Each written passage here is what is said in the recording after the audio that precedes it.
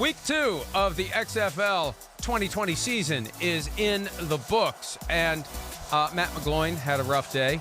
And the access that they provide included Matt McGloin complaining about the offense at halftime, and I think he was benched in the second half. I mean, look, there's a lot of things about the XFL TV production that I like, and I hope the NFL pilfers some of these aspects. I love the kickoff, Chris. I know you've watched no XFL. None. You've got a great alternative to the kickoff where 10 players from each team are 5 yards apart on the kickoff, yards away from the kick point. They kick off at the 30. You kick off at your own 30. Your 10 teammates are on the opposing 35. And there are 10 other players from the receiving team 5 yards away, and they all stand there frozen waiting for the return man to catch the ball to reduce the high-impact collisions. But the problem is quarterback play. And we saw this coming.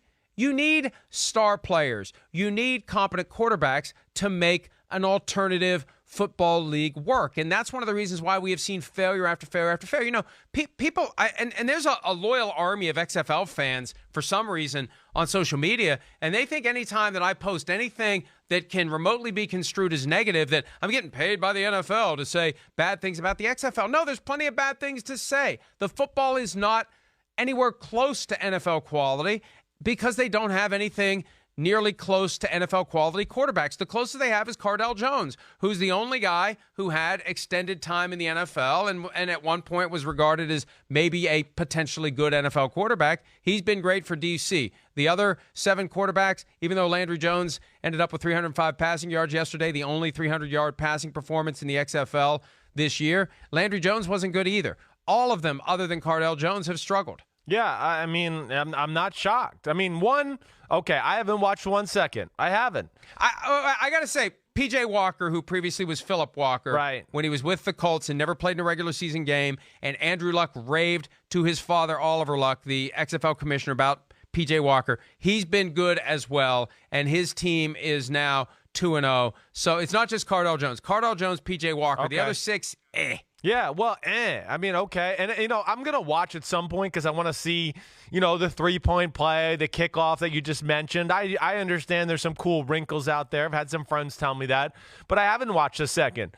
And I'm really not going to watch much for the reason you're talking about. Screw the quarterback conversation. Obviously, that's not good enough. The whole league lacks star power.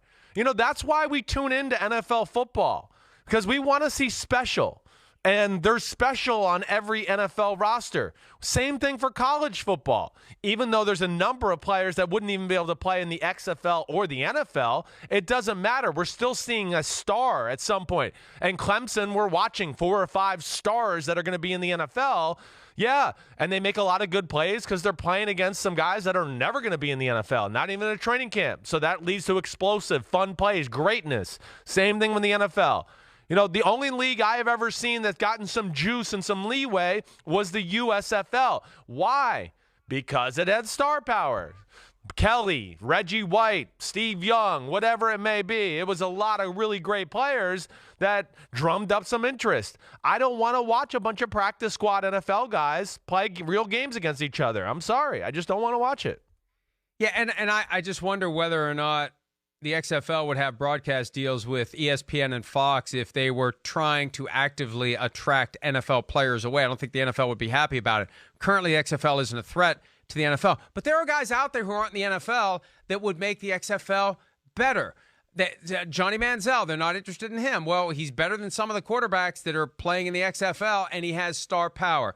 Colin Kaepernick. We think he is. He went up to Canada and didn't look good. Let's find out. Yeah, okay. Colin Kaepernick's available. Hey, and the other thing that they apparently aren't inclined to do, they aren't inclined to go after college players who aren't yet eligible for the draft. If Trevor Lawrence were playing in the XFL and getting $5 to $10 million this year and next year before he's eligible to enter the draft, I mean, it would help the XFL, and it'd be hard for him to say no because it's $5 to $10 million more per year than he's currently getting at Clemson. Hi, I'm Mike Tirico, and thanks for watching. Make sure to hit subscribe for the latest news and highlights from NBC Sports.